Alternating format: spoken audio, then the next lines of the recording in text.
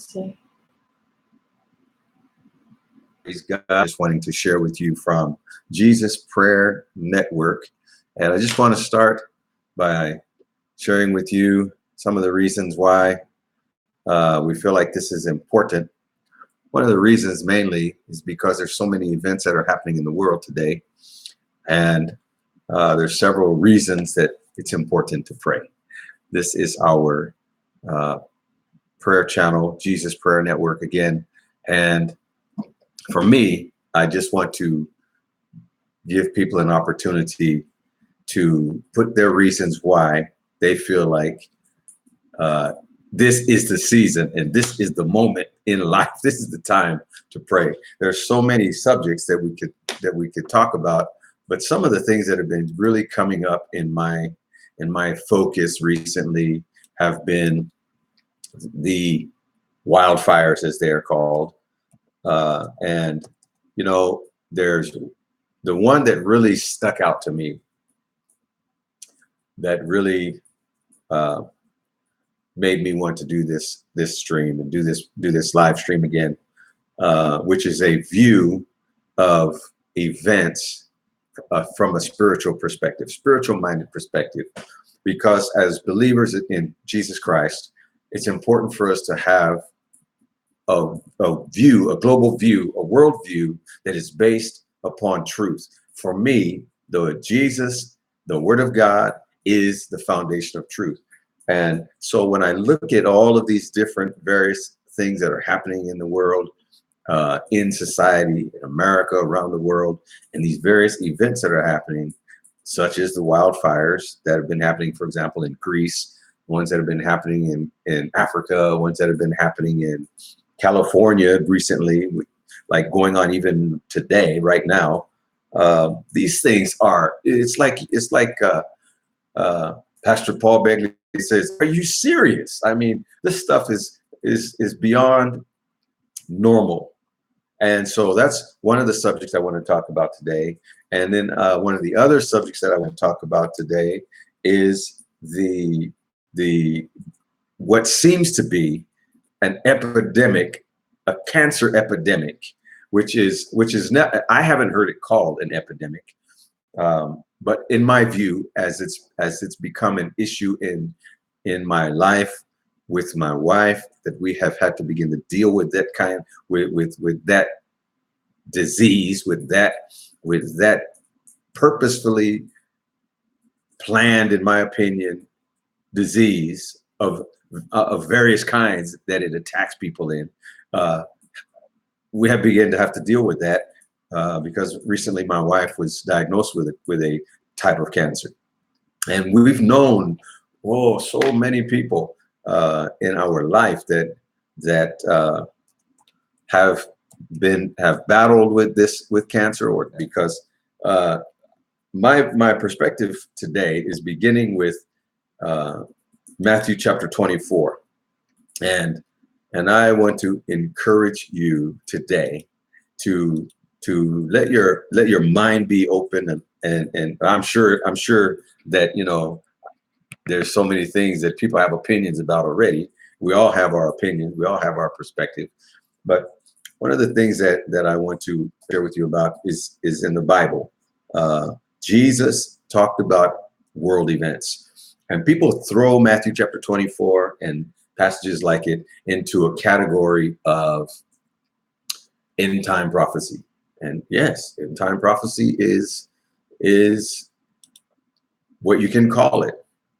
But one of the things that I think and I believe that it is vital for us to have a perspective about and understand is that Matthew chapter 24 is not simply talking about end time prophecy.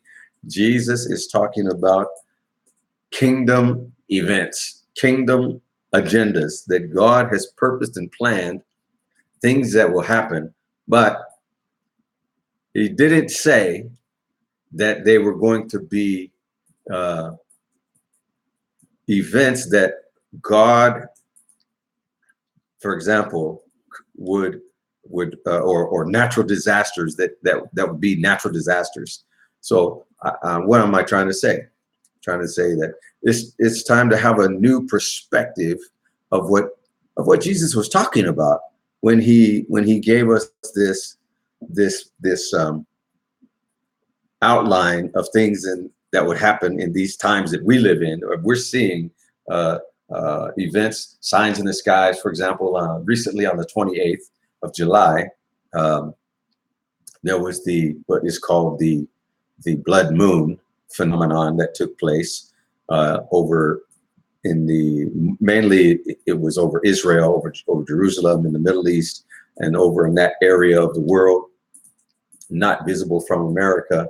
But then there was just like yesterday in Arizona, last night there was a blood moon that took place in the sky, but it wasn't a lunar eclipse. It wasn't because of an eclipse of a sun and moon effect, but that blood moon was because one person believes that it was because of the movement of Sahara sands that are being blown in from Africa that have created this huge dust cloud that has been affecting the upper atmosphere.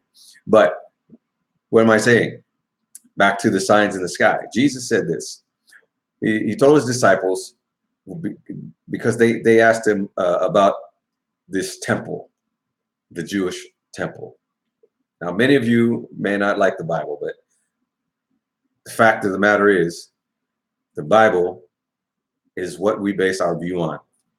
Jesus went out of the temple, and he was departing from the temple, and his disciples came to him to show him the buildings of the temple. I mean, like, why would they want to even show him the buildings of the temple? I mean, Jesus, he's more familiar with the temple than they are, but the focus that they had was they wanted to show him their particular viewpoint.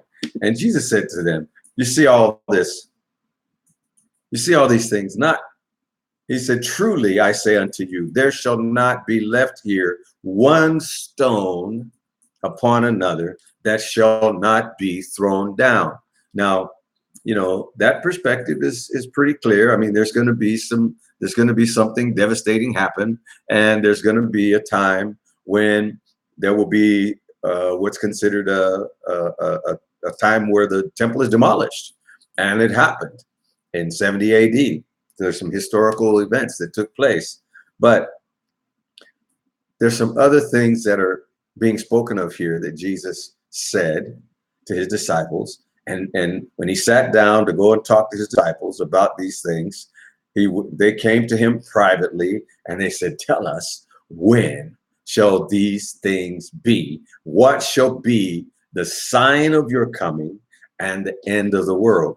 Now, Jesus didn't even say anything about the sign of his coming and the end of the world. What do they have to ask him about that? I mean, they were like, whoa, that must be the end of the world when that happens. Because if for the temple of Israel to be destroyed, it'd have to be the end of the world. They were like blown away. And so, you know, that was their concluding thought. Their reasoning was like, whoa. And so, you know, I like what Jesus said.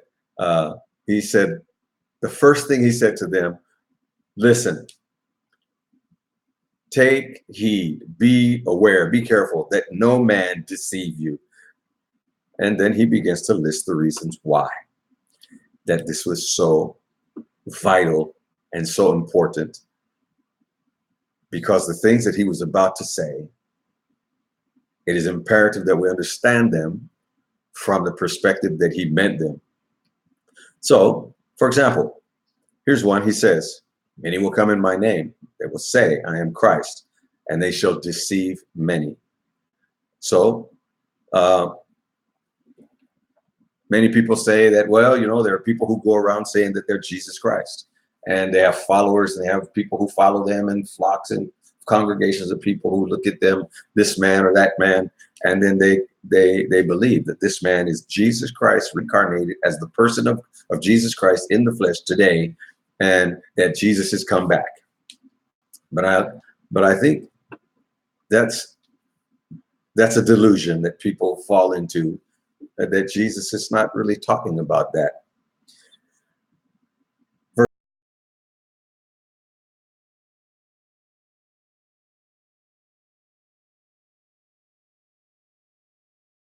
All these things must come to pass, but the end is not yet.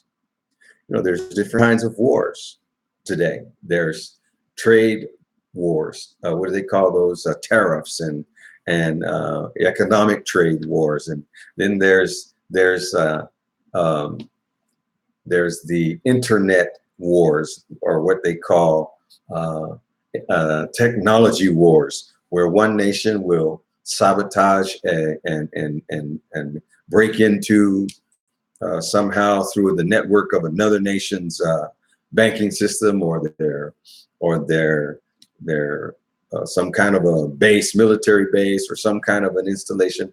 And this is going on across the borders between nations. It's always in the news, between a big scandal between the Russia and the United States already. Maybe you've heard about that. These are different kinds of wars that we hear about, but when Jesus said this, those weren't even being known about at that time.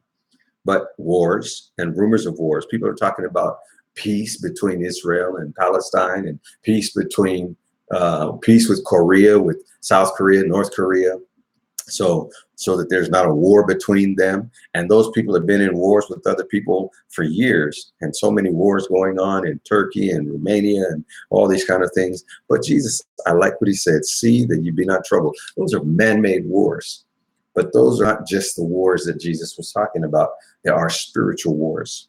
There are not just spiritual wars between good and evil, not just wars between God's angels and Satan's angels, like people have the mindset of all these demonic forces and angelic forces fighting and carrying on, but there are wars spiritually that are going on in what the Apostle Paul, I love what he said in Ephesians chapter 6, principalities and powers and spiritual wickedness in high places. There are wars that happen internally in the midst of governments and nations, have wars from office to office. Heads of state are having wars among themselves. This happens, they call it corruption in Indonesia. They call it corruption in the Middle East. And one office, one person from one office or one area of government doesn't like another person.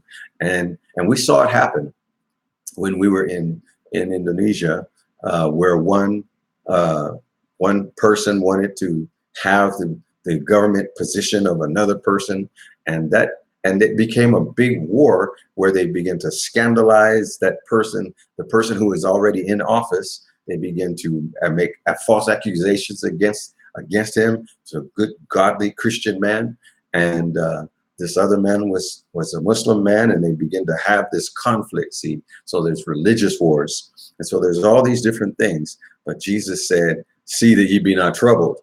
Even though so many things and so many problems are happening, so many people's lives are in the balance between all of this corruption that's going on. He says, for all these things must come to pass, but the end is not yet. So we're seeing all these things happening, already in life today. Then it says, for nation shall rise against nation. And we're seeing that kingdom against kingdom. There are governments who are still kingdoms today, nations that are rising up against nations.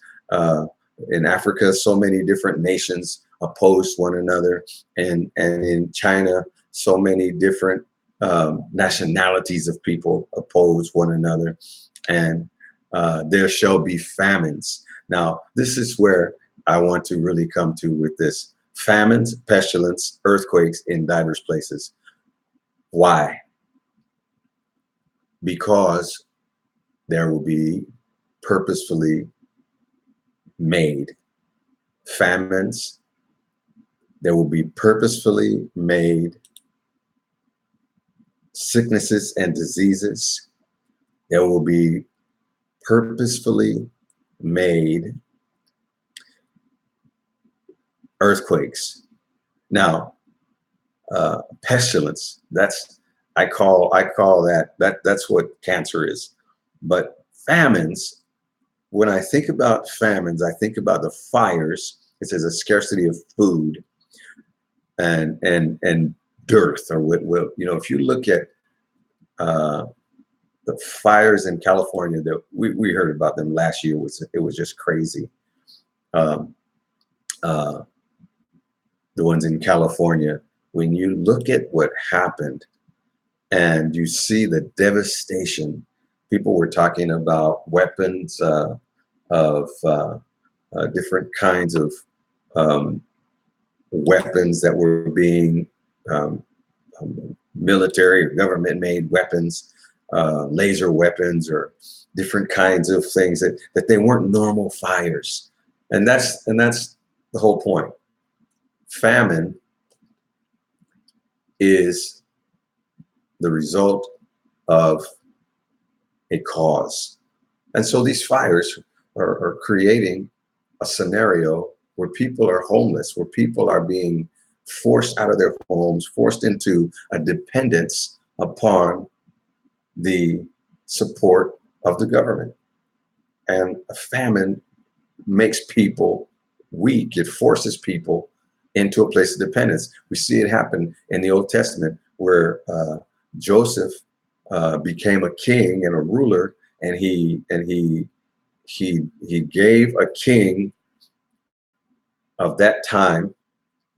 He interpreted his dream, and he explained to him the spiritual mindset of the dream, because the king didn't understand what was going to happen. 7 years of plenty, 7 years of famine. And so during the 7 years of plenty, they gathered and gathered and gathered and saved all the grain and saved. And then there were 7 years of famine. What happened? The 7 years of famine caused the people to become 100% dependent upon the government. 100%. And when they ran out of money, they ran out of cattle, they ran out of land, they sold themselves. They gave themselves as servants and slaves to the government in order to be sustained for their families, their children, and those kinds of things. And the same thing's happening today. When people are being forced into a condition of famine. And how is that happening? One of the ways it's happening is through weather manipulation and through this this man-made fire. They call it wildfires. Yeah, they're wild, all right, but they're not natural wildfires. They're not fires like a lightning strike. They're not fires, for example, some of the fires are because of rifts in the earth that from volcanic or from the fissures that are opening up in the ground in the earth. So many fissures around the world, big long fissures in Africa, and even one in what do you call it over there in Yellowstone. But the ground gets hot and then a fire can start in the forest. But that's only the beginning. But then you have something take place called a firestorm. Now, I mean, if you are over 50 or over 60, it'd be great to hear from you. Have you ever heard of a firestorm where in a matter of 15 minutes back in the 1940s, 1950s, 1960s, whole communities were wiped out, burned to the ground, where houses were demolished into ash and rubble? Okay, I really like to hear from you, because it's not normal, it's not natural, the kind of fires that are being seen in life today, especially like the one in Greece just recently. I mean, in a matter of 20 minutes, there was a whole region of of of hundreds of houses burned to absolutely nothing. And they said the fire chased them to the seaside, and that the only way that some of them could escape was to swim out into the water. And there were many of the people, they couldn't even swim, but there was no warning, there was no siren, there was no heads up. about what happened. And to me, that's not natural.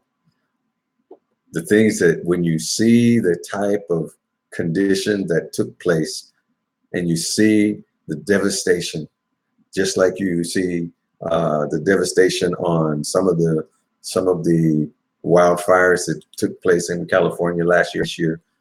Some of the footage is just incredible to see how a community can be completely wiped out for miles and miles and miles. One reporter said it went on for over 150 miles in the area where she was at, just house after house after house, neighborhood after neighborhood, just completely wiped out. Incredible. It's unheard of. This is the kind of thing that Jesus is talking about. So what is the spiritual revelation about that? It means that there is a spiritual fire in the heart of humanity that is consuming people's lives and causing people to be completely caught up and consumed with the condition of sin, and causing people to be completely drawn away from the purpose of God, the purpose of Jesus Christ for their life. You know, it's important for us to realize what is happening, you know, and to really wake up and say, my God, this isn't normal. Yet people are going on as in kind of we'll rebuild, we'll survive somehow. Hey, it's time to realize that Jesus is not only coming soon, but this is the time that you have to stop thinking about life as a what do they call it? Business as usual. It's not business as usual. So I just want to share with you this first uh, uh, broadcast that I'm doing here about seeing things from a spiritual minded perspective, not from a human minded perspective, not from a natural minded perspective. You know, uh, people are being devastated in life, financially, economically, materially, spiritually, in so many ways. And there's a reason. It's not a matrix, as people call it, or some people call life a matrix, or some kind of a computer game that some ancient alien race wrote, and that humanity is a part of that. That's a delusion. That is an end time delusion, which is understandable. You know, people, when you're under a delusion, you can believe anything. Jesus said, be not deceived. So there is a reality. There's a spiritual reality. There's a physical reality to why all this stuff is happening. So many, it's easy to talk about, the breaking news that's happening and the things that are going on. But it's important to catch the spiritual reason and then turn your life toward Jesus, so that you don't become caught up in a scenario where all of these things can catch you unaware. That's what Jesus said. Pray that you are not unaware. It's important to not be not be deceived.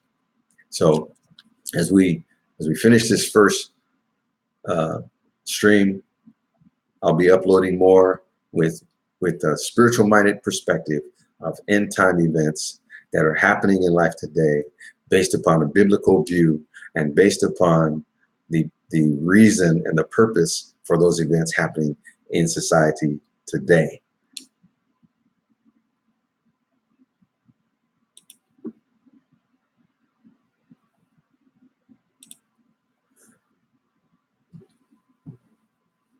Okay,